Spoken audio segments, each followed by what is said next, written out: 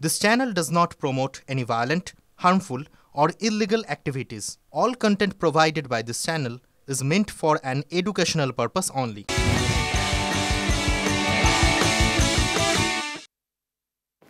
নমস্কার, স্বাগত আপনাকে আরো একবার টিভি9 বাংলায় সকাল সকাল আমি দীপ রয়েছি আপনার সঙ্গে। ঘড়িতে সময় এখন সকাল ৮টা, তার মানে সময় এখন ৮টায় ৮ রিপোর্টার এক্সক্লুসিভে। আর শুরুতেই নজর রাখবো বাংলাদেশের খবরে।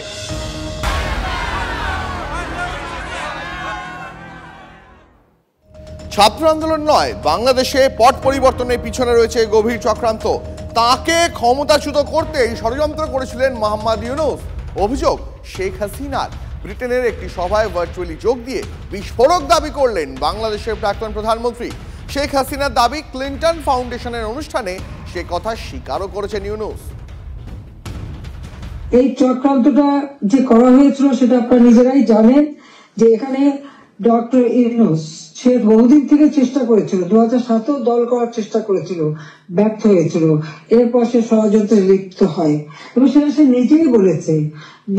যখন জাতিসংঘে গিয়েছিল বিল ক্লিন্টন ফাউন্ডেশনের এক অনুষ্ঠানে, বিল ক্লিন্টনের সঙ্গে পরিচয় করার সময় সে বলেছিল যে 2024 জুলাই 7 তারিখ থেকে যে কোটা আন্দোলন শুরু হয়, এটা কোনো ছাত্র জনতার আন্দোলন ছিল না, এটা ছিল তার মেটিকুলাসলি ডিজাইন করা একটা পরিকল্পিতভাবে আন্দোলন, যার মাধ্যমে আমাকে ক্ষমতাচ্যুত করে এবং তার মাস্টার মাইন্ড দিয়ে সে পরিকল্পনা করে এটা করেছিল।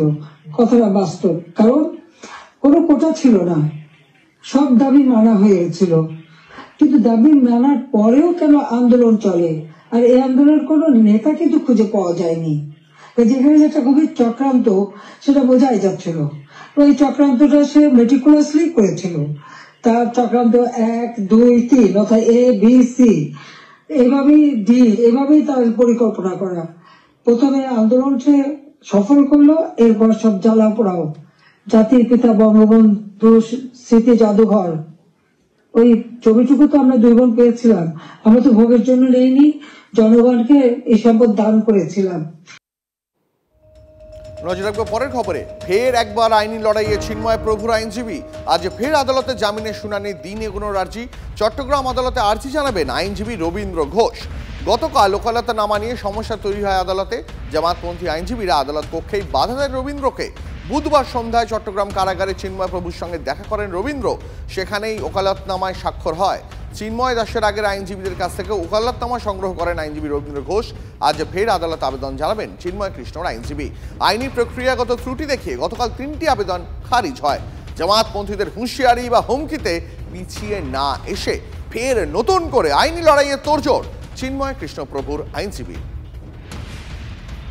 এটা অত্যন্ত বেদনাদায়ক এবং কি বলবো, আমি জজ সাহেবের কাছে যখন আমি 3টে অ্যাপ্লিকেশন মুভ করতেছিলাম, তখন আমাকে অনেক লয়ার 16-17 জন আইনজীবী আমাকে যখন আমার অ্যাপ্লিকেশনগুলো মুভ করি, আমার পিছন দিক দিয়ে 2-1জনের ধাক্কা দিয়ে, আমি আশা করতে পারি নাই আইনজীবীরা কি করে সন্ত্রাসী করতে পারে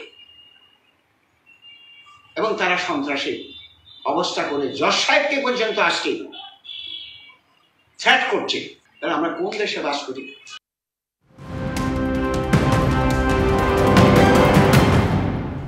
নজর রাখবো এই মুহূর্তের একটি ব্রেকিং নিউজে। বাংলাদেশে কি এবার ঘাঁটি গাড়ার চেষ্টা করছে আরাকান আর্মি?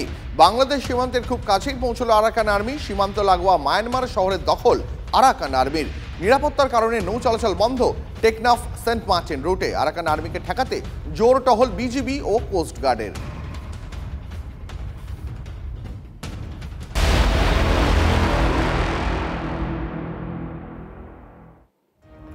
বাংলাদেশের অস্থির পরিস্থিতিতে মাথা ব্যথা সীমান্তে অনুপ্রবেশ। নিঃশব্দে কাঁটাতার পেরিয়ে ভারতে সেঁধিয়ে যাচ্ছে বাংলাদেশি জঙ্গিরা। হুন্ডির মাধ্যমে বাংলাদেশ থেকে কোটি কোটি টাকা ঢুকছে এই বাংলায়। সেই টাকা কাদের হাতে যাচ্ছে শুনলে আপনারও পিলে চমকে যাবে।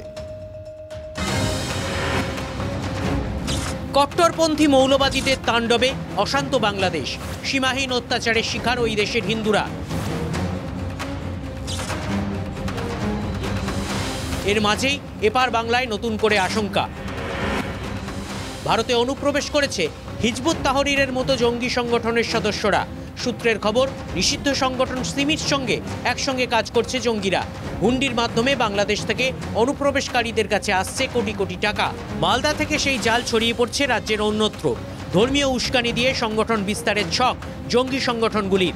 এমনই চমকে ওঠার মতো দাবি আয়কর সংক্রান্ত আইনজীবীদের একাংশের। মালদায় যে জমি বা বাড়ির দাম 2 লক্ষ টাকা, সেই জমি বাড়ি 10 থেকে 12 লক্ষ টাকায় কিনছে অনুপ্রবেশকারীরা। কেন, কিভাবে লেনদেন জানতে বাংলাদেশেও যান বেশ কয়েকজন আইনজীবী। বাংলাদেশ থেকে টাকা কি করে আসছে? টাকা আসছে হুন্ডির মাধ্যমে, এটাও আমাদের জানা। ওরা আস্তে আস্তে বাড়ি ভাড়া নিয়ে থাকে, তারপর এখানে স্থানকাল বুঝে তারা ব্যবসা স্টার্ট করে, জমি কেনে, বাড়ি কেনে, সেটা 10 গুণ বেশি দাম দিয়ে। মালদার ভারত বাংলাদেশ সীমান্তে প্রায় 18 কিলোমিটার এলাকা জুড়ে রয়েছে নদীপথ। আর এই নদীপথই ভাবাচ্ছে বিএসএফ এবং কেন্দ্রীয় গোয়েন্দাদের। আমার পেছনে রয়েছে মহানন্দা, আর একটু এগিয়ে গেলেই মহানন্দা নদীর ওপারেই হচ্ছে বাংলাদেশ। যেহেতু এখন শীতকাল, নদী এখন ক্ষীণ, জল অনেক কম, আর এটাই সবচেয়ে বেশি সুযোগ অনুপ্রবেশকারীদের। তার মধ্যে এই ডিসেম্বরের এই শীতে গত কয়েকদিন ধরেই কুয়াশা পড়ছে, আর এই কুয়াশার মধ্যে ক্ষীণ নদী খুব সহজেই তারা পেরিয়ে যাচ্ছে। এবং আমি যে পথ ধরে আসছি, মূলত এরকমই আরও 1-2টো পথ রয়েছে যেটা খুবই গোপন এবং জঙ্গলাকীর্ণ। এবং দেখা যাচ্ছে যে এই পথ ধরেই অনুপ্রবেশকারীরা নদী সাঁতরে পেরিয়ে এসে এপারে এসে এই জঙ্গলের পথ ধরে হাঁটা শুরু করে এবং গাছের আড়ালে নিজেদেরকে লুকিয়ে লুকিয়ে তারা এগিয়ে যায়। সূত্রের খবর, 3 জন শিক্ষকের কথা উঠে আসছে যারা অনুপ্রবেশকারীদের নিয়মিতভাবে আশ্রয় দিয়েছেন বলে অভিযোগ। তাদের মধ্যে একজনের বাড়ি উত্তর মালদায়। এই পরিস্থিতিতে শঙ্কিত মালদা জেলার মানুষ। বাংলাদেশকে হুঙ্কার মালদার ব্যবসায়ী থেকে তৃণমূল নেতৃত্বের। তো ভারতবর্ষের মুসলিম, হাতে চুড়ি পরে নেই। হিম্মত থাকলে যে আমার দেশের প্রতি একটা যদি ঢিলো চড়া হয়, তো ম্যাপ থেকে মুছে যাবে বাংলাদেশ। 1 ঘন্টাও টাইম নিব না।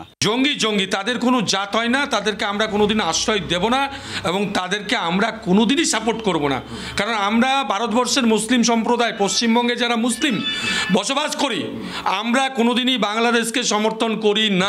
মালদার কিছু জায়গায় কাঁটাতার না থাকায় সেই পথে অনুপ্রবেশ হচ্ছে বলে অভিযোগ। তেমনি জলপথেও অনুপ্রবেশের ঘটনা ঘটছে। সীমান্ত লাগোয়া গ্রামে অপরিচিত কাউকে দেখলেই পুলিশ প্রশাসনের দ্বারস্থ হচ্ছেন গ্রামবাসীরা। এলাকার মানুষ থেকে শুরু করে ব্যবসায়ী থেকে শুরু করে সেই সমস্ত আইনজীবীরা একই কথা বলছেন যে কিছু কিছু ব্যক্তি রয়েছে যারা তাদেরকে আশ্রয় দিচ্ছেন এবং জঙ্গিরা মূলত জঙ্গলাকীর্ণ রাস্তা দিয়ে বেরিয়ে গিয়ে মালদা শহর এবং শহর সংলগ্ন এলাকায় আশ্রয় নিয়ে সেখানে ব্যবসা করে অথবা সেখান থেকে রাজ্যের বিভিন্ন জায়গায় তারা ছড়িয়ে পড়ছেন। এবং এভাবেই ক্রমশ শুধু রাজ্য নয়, গোটা ভারতবর্ষ জুড়েই তারা জাল বিস্তার করে চলেছেন। মালদা থেকে ক্যামেরায় মুজিবর শেখের সঙ্গে শুভতোষ, TV9 বাংলা।